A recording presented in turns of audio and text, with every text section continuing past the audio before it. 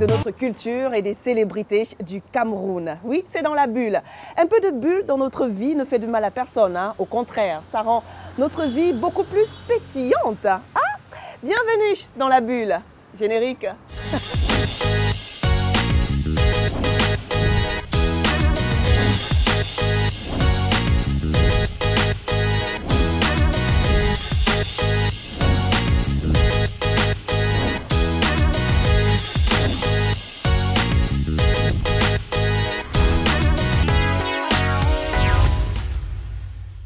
Dans la bulle.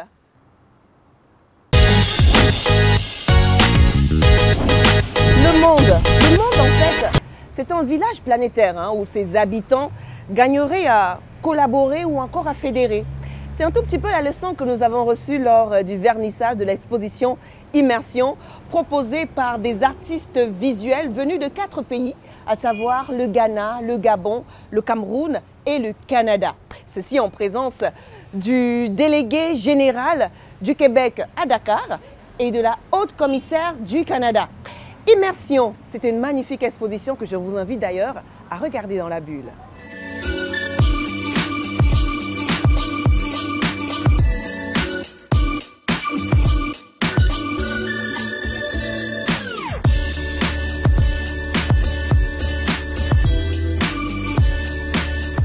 Bienvenue à Son Excellence, la haute commissaire du Canada au Cameroun.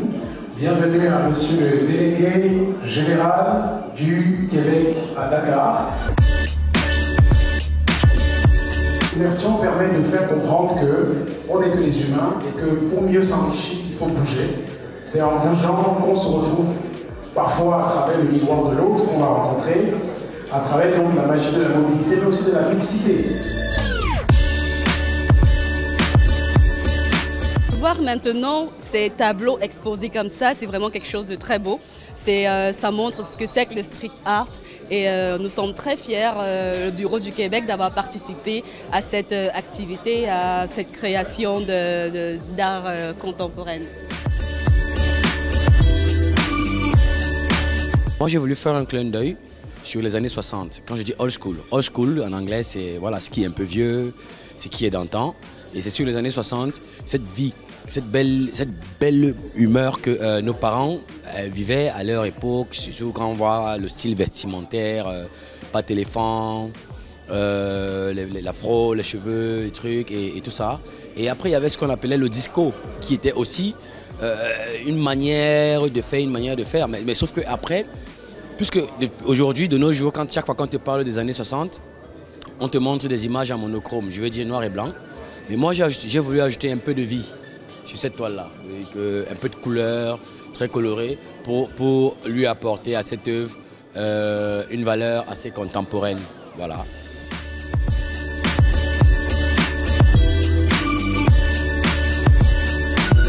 Aujourd'hui, l'exposition, c'est l'extase quand même. 4 pays, l'Amérique du Nord, le Cameroun, le Gabon, le Bénin. Cette immersion est, il n'y a pas meilleur enrichissement lorsqu'on regarde cet espace. Il y a lieu d'être content et de se dire, on y a participé, on l'a fait. Alors, Noirat ce soir a voulu faire un mélange en fait des différentes pièces des collections. Voilà, les 2 dernières collections de la marque, mais aussi de quelques pièces exclusives de la marque, de la prochaine collection qui sera présentée en avril prochain.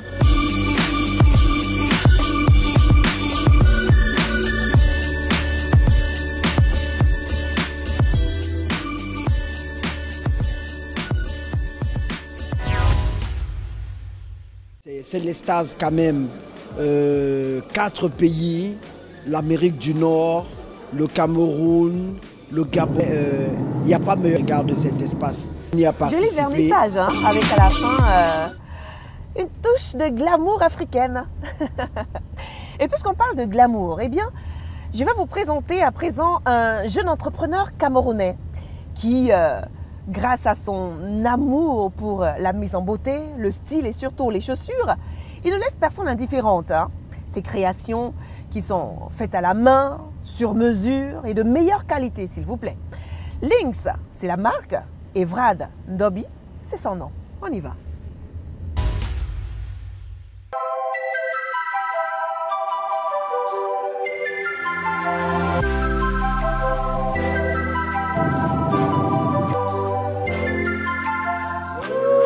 Ça va toi? Ça va très bien et toi? Bienvenue chez toi. Merci. Lui c'est Vrad. Moi, c'est un plaisir pour moi d'être chez toi. Je parlais tellement en fait à nos téléspectateurs de ce que tu fais, voilà, de ce que tu fais, et j'ai hâte justement de leur montrer ce joyau. Hello. Ça va toi? Ça va très bien et toi? Bienvenue chez lui c'est Vrad. Alors, je parlais tantôt de ce que tu fais, de ce que tu aimes, c'est-à-dire le style, le bien-être et surtout ton amour pour les chaussures. D'accord. Mais avant d'arriver aux chaussures, Vrad, je voudrais bien que tu nous parles concrètement de toi. J'ai longtemps travaillé à la fois pour les PME et les grandes entreprises dans tout ce qui était département marketing. Ensuite, j'ai intégré l'univers de la fintech, la technologie financière, où j'exerçais comme business developer. Mais c'est en 2020, avec la crise de la Covid-19, que je me suis lancé dans Lynx. Lynx, ce projet dont tu parles, c'est la conception, la création des chaussures et autres. Oui, et accessoires. Et accessoires. Mais qu'est-ce qui te fait entrer dans ce monde de chaussures? Comment tu y arrives? Tu as fait une formation pendant que tu étais employé? En 2020, déjà, la crise a touché pas mal de personnes. Du coup, 8 mois plus tard, pendant que tu as des économies qui sont en train de finir, j'ai un ami qui a posté une babouche. N'est-ce pas? Il fabriquait des babouches. Et je me suis dit, tiens, il y a quelque chose à faire. Donc, on s'est associés. Derrière, moi aussi, je me suis entraîné. J'ai pris des formations auprès des personnes qui le faisaient depuis. Il y a notamment un papa à Yaoundé. Il a travaillé pour Bata et plein d'autres entreprises. Donc, on a commencé à travailler ensemble. Mais au bout d'un moment, je me suis rendu compte que, ok, d'accord, même si après la crise, je ne parviens pas à retrouver un boulot au même standard ou dans les mêmes standings et tout, les babouches ne vont pas me permettre de les babouches ne vont pas me permettre de vivre. Donc si en étant très bon, j'en produisais 10, ce n'était pas assez pour pouvoir payer mon loyer, payer X ou Y, Z. Donc je me suis dit, ok, au lieu de m'appesantir dans la formation pour pouvoir être très bon, ce que je vais faire, c'est que je vais réunir des personnes qui savent déjà faire ces babouches-là, n'est-ce pas? Et derrière, si une personne fait 10 et j'en prends 10, ça me fait à peu près 100 par semaine. Donc, c'est comme ça que le projet a commencé. Donc, du coup, tu as commencé avec des babouches? Exactement. On a commencé avec des babouches. Mais tout au fond de mon cœur, j'étais très passionné de Mac James. Donc, tout ce qui était Mac James, tout ce qui est mocassin 180. Mais je n'avais pas les moyens pour. Il faut savoir que c'est 700 € et tout. Et aujourd'hui, à l'époque, je me suis dit, un jour, je pourrais fabriquer des chaussures. C'est comme ça que j'ai commencé à chercher des personnes qui fabriquaient des chaussures, par-ci, par-là. Je suis tombé sur un, ensuite sur deux, ensuite sur trois. Et c'est comme ça que j'ai commencé à monter un projet avec plusieurs collaborateurs. Okay. Et de fil en aiguille, on retravaillait les modèles ensemble. On explorait d'autres modèles que les Mac James, les college, comme on les appelle souvent. Et aujourd'hui, je dis par la grâce de Dieu, on a une entreprise avec un atelier qui produit à peu près 250 à 300 paires mois. Ça veut dire que ça marche? Non.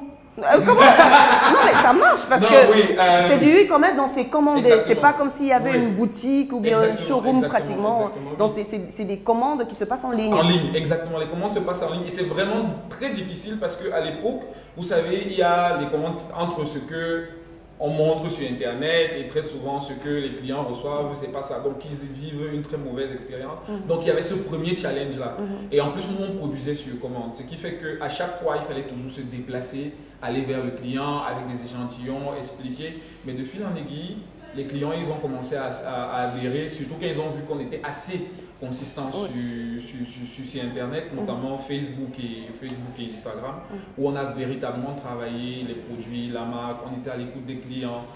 Qu'est-ce qui me fait, j'ai un petit truc qui me fait dire, bah, c'est lui qui réfléchissait en fait sur le concept, sur le branding, et les autres ils créaient en fait. Donc lui c'est en fait le cerveau. Non, mais en fait, on dit vrai, au-delà même d'être le cerveau, parce que c'est un blend, comme j'aime souvent dire à mes équipes. C'est un mélange de l'équipe commerciale, l'équipe de production, les apporteurs d'affaires. Donc vraiment, c'est ce blend-là qui nous permet chaque jour de croître. Pourquoi? Parce que le maître bottier, il a son expertise. Il sait fabriquer la chaussure. Le commercial connaît le besoin du client. Exact. Le gars du marketing, il sait vendre au client. Donc, à chaque fois, il faut très souvent qu'on se concerte tous ensemble pour se dire que, OK, sur cette chaussure-ci, la courbe doit aller un peu plus bas ou un peu plus haut. Et vraiment, c'est comme ça qu'on grandit. En fait, c'est une jolie petite entreprise qui a été créée avec plusieurs pôles. Exactement. Voilà, on m'a dit plusieurs pôles. Et du coup, j'ai envie de te demander, qu'est-ce qui a changé entre ta vie de salarié et ta vie d'entrepreneur depuis que tu t'es lancé? La plupart du temps, quand on se lance dans l'entrepreneuriat, on a ce truc de liberté, je fais ce que je veux, quand je veux et tout. Mais en fait, on devient prisonnier, mais on est dans une prison dorée. Parce que rentrer à 23 h faisant quelque chose qu'on aime, c'est différent de rentrer à 17 h dans un boulot où c'est pénible d'y aller chaque matin. Donc aujourd'hui, je gagne peut-être moins que ce que j'avais en tant que salarié, n'est-ce pas? Mais je me sens plus épanoui. Je me sens beaucoup plus épanoui psychologiquement parce qu'il y a des jours où je décide de travailler et dormir au bureau. Il y a des jours où je décide de ne même pas aller au bureau.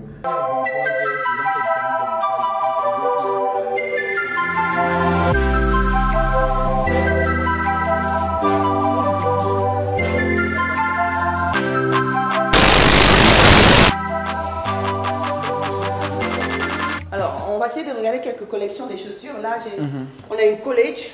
Exactement. Oula! Waouh! Une college Lynx. Yeah. Voilà. Eh ben, alors, du coup, vous ne faites que des marques pour hommes? Enfin, si tu dis c'est des modèles pour hommes uniquement. Oui. Maintenant, en exclusivité, je te dirais que pour la fête des mères, nous préparons une collection femmes. Ok, c'est pour bientôt, hein? Oui. Alors, il y en a encore plusieurs de ce côté-ci. On a quelques modèles de la marque Lynx, des marques de chaussures. Justement, parlons de ces chaussures et surtout de la marque Lynx. Est-ce que c'est ouvert à monsieur tout le monde? Ou bien c'est uniquement des personnes distinguées? J'ai eu à parcourir, on fait une collègue sur les réseaux sociaux. Et j'ai constaté que c'est des personnes, j'en veux dire, distinguées, des jeunes cadres dynamiques qui sont beaucoup plus aptes à pouvoir porter du luxe. Oui, bon, après, j'ai envie de dire que c'est pour tout le monde. Il faut juste vouloir. Il faut juste vouloir la porter. Parce que nous, au-delà de la chaussure, nous offrons une expérience au client.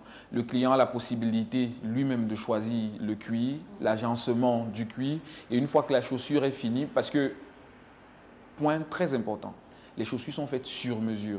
Donc, ça veut dire qu'on va prendre les mesures du client, n'est-ce pas? Il va choisir le cuir, il va choisir l'agencement. Et une fois que la paire est prête, nous avons la possibilité de personnaliser la paire avec son nom. Donc, c'est fait à la main. Exactement. C'est personnalisé. Et c'est du sur mesure. Exactement. Donc, une personne qui chose 50, il peut venir tranquille ici et il a sa paire de chaussures. Oui, oui. On a même une chaussure.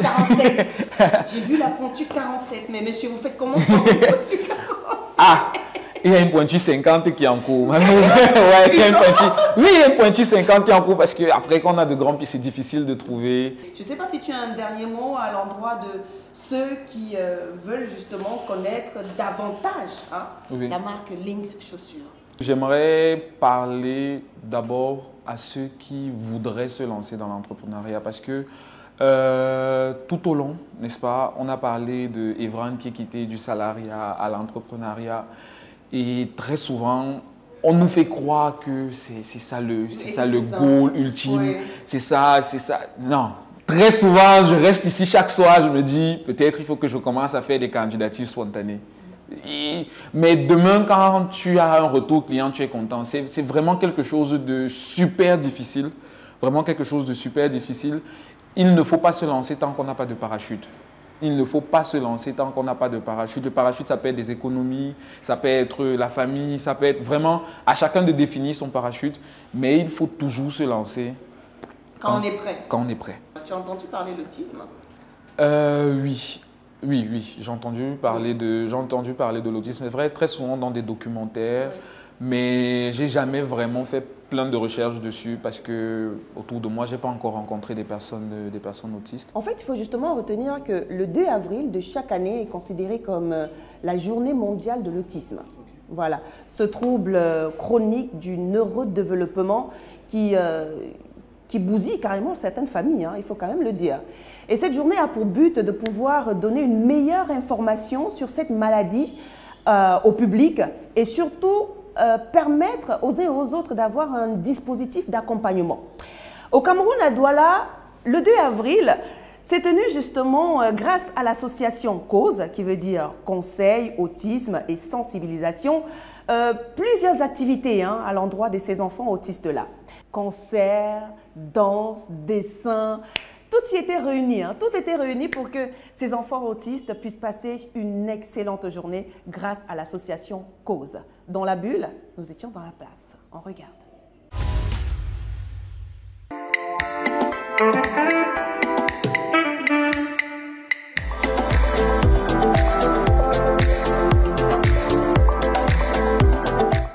Alors nous sommes ici pour l'avant-dernière journée de la semaine de l'autisme organisée par l'association CAUSE.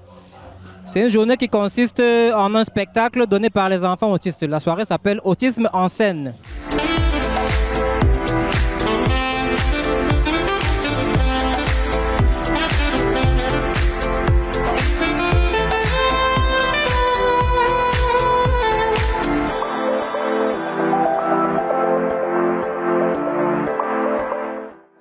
Ceci, c'est un événement qui permet de découvrir le talent de chaque enfant autiste. Puisque ces enfants autistes sont d'abord doués d'un talent. Donc pour moi, cette initiative, c'est une très bonne initiative.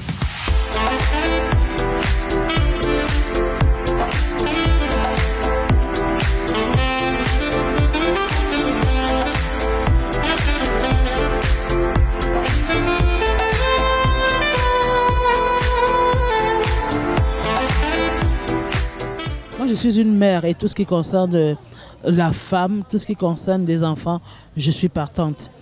Et je dois avouer que je découvre, depuis 2 ans déjà, je découvre un monde qui est totalement différent de celui dans lequel j'ai vécu.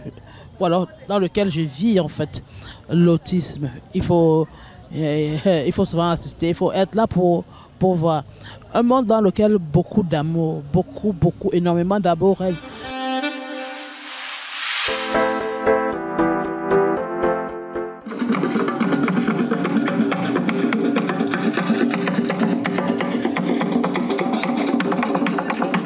Je pense que la journée de l'autisme, c'est un peu comme l'éducation inclusive. Je sais parce que nous avons fait un théâtre là-dessus quand j'étais en cours à l'université. Et bien évidemment, c'est très important pour toute la population normale de savoir que les autistes aussi, qui ont non seulement un quotient élevé d'intelligence, mais qui peuvent aussi faire des grandes choses.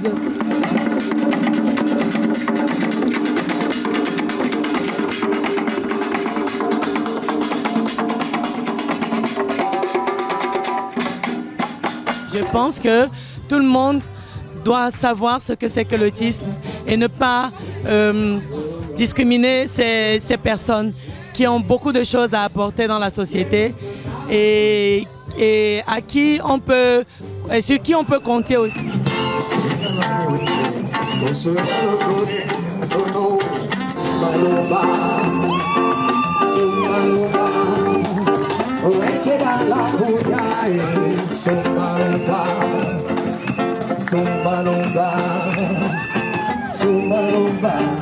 Il était nécessaire d'impacter la société sur ce que vivent les autistes pour pouvoir comprendre en fait ce qui se passe. Le problème souvent avec les autistes n'est pas les autistes eux-mêmes, mais c'est la société qui les entoure et la perception que les gens ont d'eux.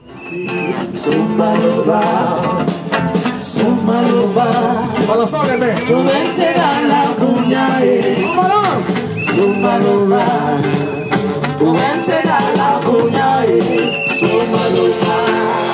Merci.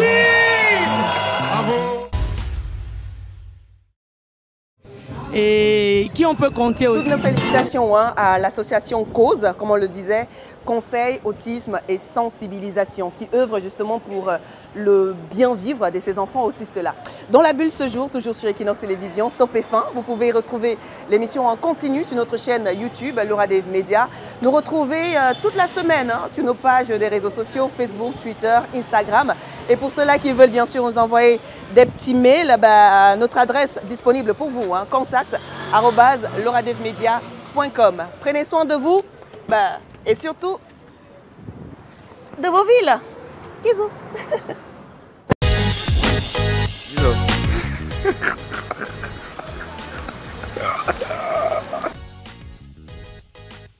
C'est là où je vais commencer, maladie chronique neurodutine. Merci, c'est compliqué, hein? Le style et surtout les chaussures, eh bien...